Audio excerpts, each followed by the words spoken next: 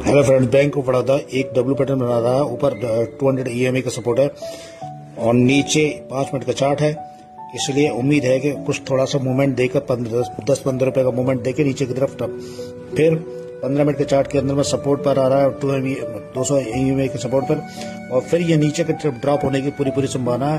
और purple colour की line देख रही है, वहां से टकरा के नीचे की तरफ आने की पूरी संभावना है।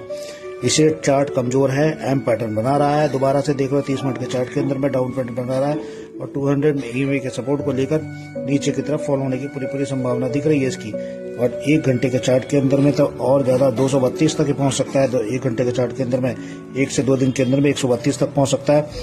20-30 रुपए नीचे गिर सकता है तुरंत।